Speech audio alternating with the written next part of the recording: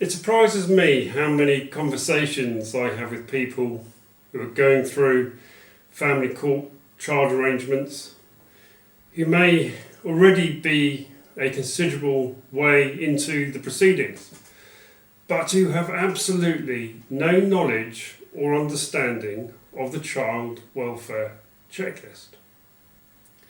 And this often includes people who have legal representation, whose lawyers have kept them ill-informed, disempowered and anxious.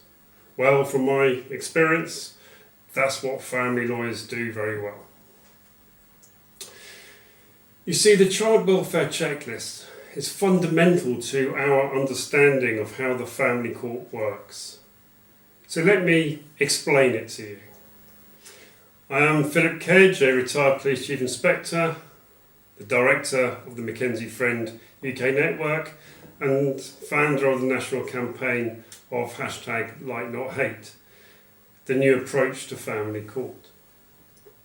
Now, I would like to invite you to take a look at my family court training course at McKenzieFriendTraining.com.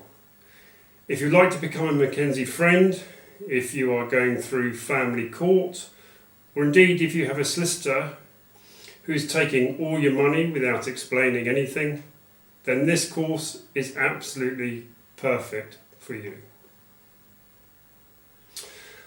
I'll keep the website address up throughout the video, and that could be the most important web address to visit, and the only one that you'll ever need if you're going through the family court process. The Children Act states that the child's welfare is the paramount consideration when the court considers any question in relation to the upbringing of a child. Therefore, the court will apply what is known as the welfare checklist to help it make all decisions in relation to a child. This also provides that continuity and approach across all the courts in England and Wales. Please note, I don't give legal advice because you don't need legal advice in the family court. You don't need lawyers at all. I give advice as a layperson, McKenzie Friend. So let's look at the first factor. The wishes and feelings of the child considered in the light of their age and level of understanding. Now, this will normally be determined by a Cafcass Officer or social services if social services are already involved with the family prior to the court process. They report to the court in what is known as a Section 7 report, and the court will take into consideration whether or not a child's wishes and feelings are their own, or whether outside factors may have influenced the child's decision. The court is likely to give weighting to the views of a child who is of an understanding age, which normally starts at around 10 years of age, and mature enough to form their own opinions. The weighting is on a sliding scale. The older the child and the more understanding they have, the higher the weighting will be given to their views. So moving on to the second factor, which is the child's physical, emotional and educational needs. The court will want to ensure that both parents are able to provide for the emotional needs of the child, both in the short term and in the long term. Now, which of course is why, particularly as a non-resident parent, you don't want to start engaging in a war against your ex, placing the child in the middle of that war zone and making the court case about yourself and not about the needs of the child. That is without doubt the biggest mistake that so many non-resident parents make when entering into family court, and why, as McKenzie Friends at the McKenzie Friend UK network, we can help you. So please visit the web address just shown below and sign up for my training course, where I will explain to you all the mistakes people make when going through family court. So let's move on. Factor number 3, the likely effect of any change on the child's circumstances. The potential impact of changes to the child's life will be considered by the court. See, the court will aim to make an order that causes the least disruption to a child's life. However, this will be balanced against all the other factors to be considered. It is quite often that when a status quo has been set in terms of the routine of a child over a long period of time, that the court may be slower to consider breaking this routine.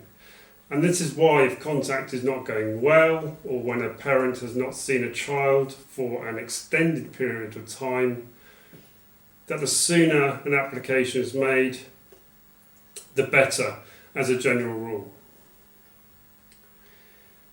At the McKenzie Friend UK network, our McKenzie Friends can assist you with your application and case. Or please go to the website as below, join my course, and I will show you step by step how to complete and submit your own C100 application form. It shocks me that High Street family solicitors are still charging upwards of £750 plus VAT to fill out a C100 form. Trust me, with a small amount of support from a McKenzie Friend or through my training, you can easily do it yourself. Factor number 4 on the list, the age, sex, background of the child and any characteristics which the court considers to be relevant. Now, the court will consider specific issues such as race, religion and culture when making a decision about a child.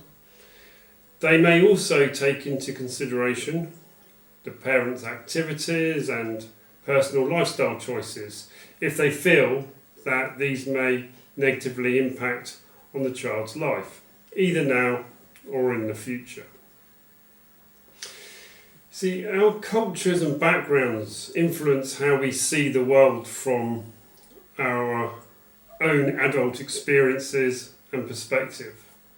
However, when it comes to family court and child arrangements, we don't want to approach our case from that adult perspective.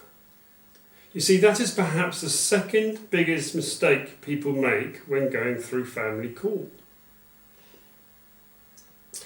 You see, Cafcass and the courts have little interest in your adult perspective. They will only look at issues from the perspective and narrative of the child. The family court process makes total sense when we stop thinking like adults and start thinking like a child. If you really want to find out more, you know what to do. Place that URL into your browser.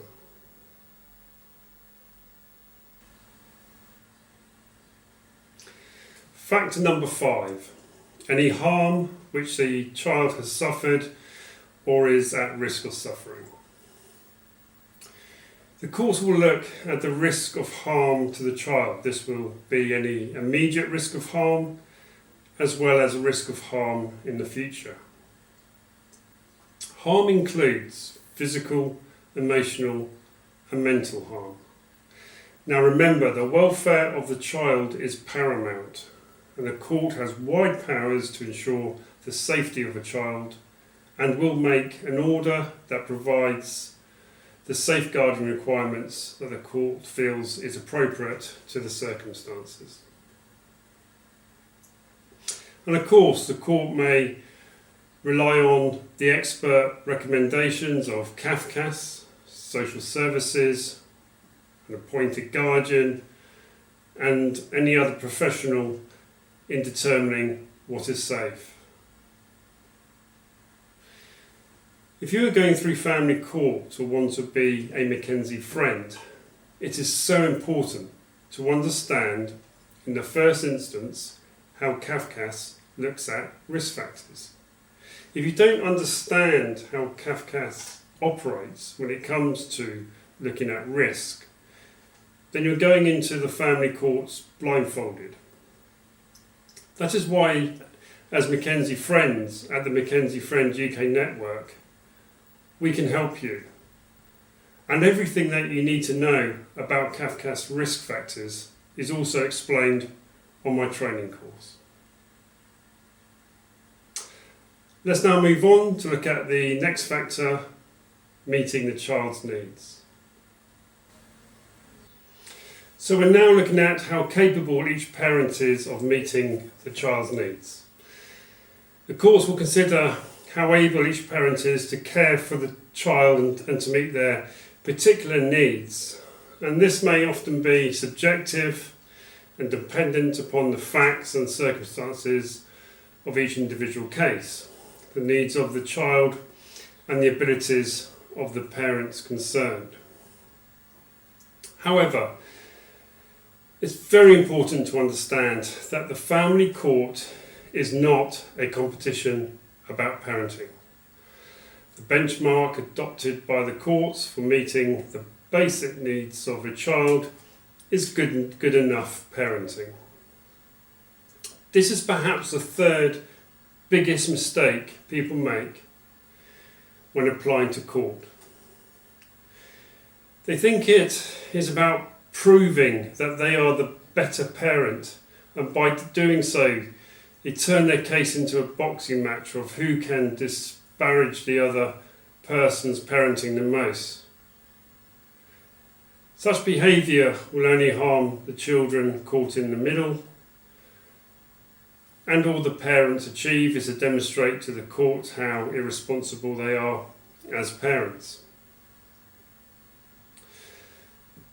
There are clear examples where not being able to meet a child's needs is obvious.